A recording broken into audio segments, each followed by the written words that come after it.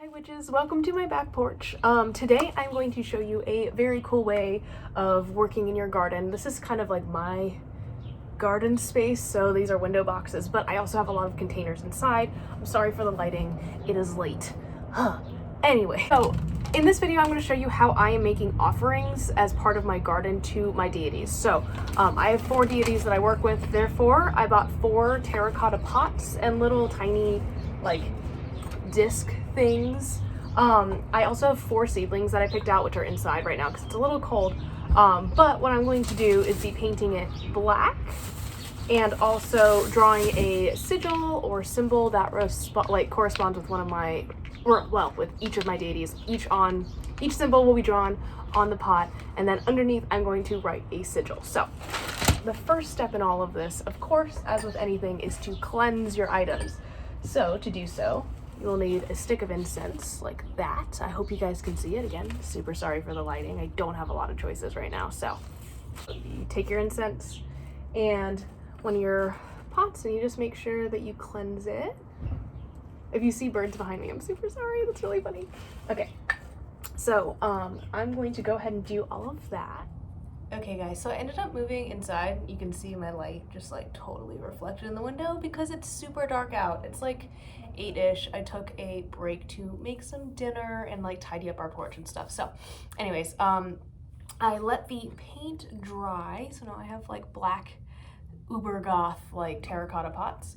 And now I'm gonna draw the symbols on. The gods I work with are Hearn the Hunter, the Morrigan, Bast, and Anubis. So I will be doing the symbol of the horned god. I'm gonna try to do a spiral thing for the Morrigan, but I might do a triquetra. I'm not sure yet.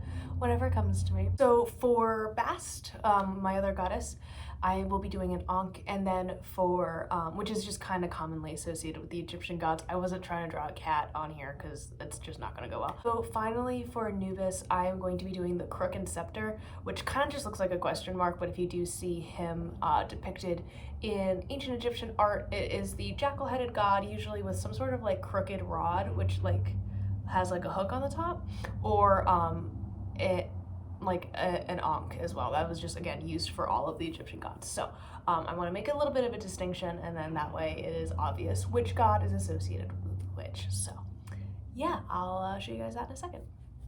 Okay guys, yeah, it's even later, but I finished doing all of my little pots.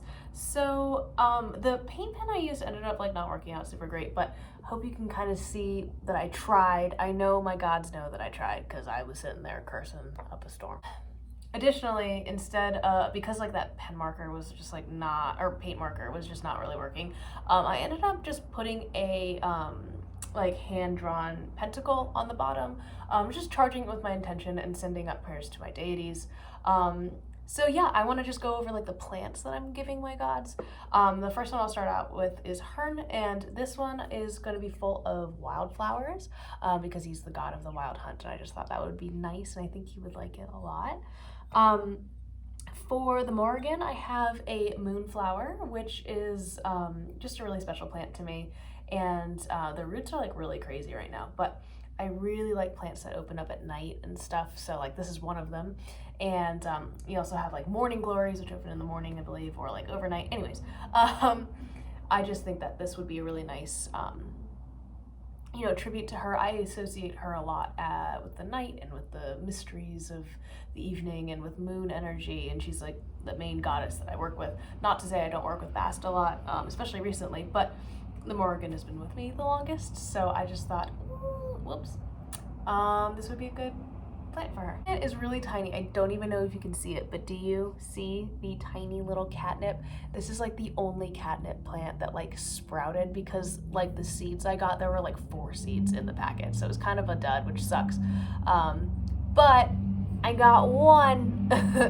I got one little guy, so hopefully this will grow, and I hope this is like the biggest growing plant. That would be amazing. But anyways, the final plant that I got, and this is for Anubis, I'm giving him some sage because this is like a very purifying herb and is kind of associated with like the spirit world in my mind. I feel like you can talk to the spirit world a lot. using sage. Sage has to do with like clearing negative energies and stuff like that. And I think that's kind of like Anubis's, you know, I mean, yes, is he the god of the afterlife, or the dead, really? Yes, of course.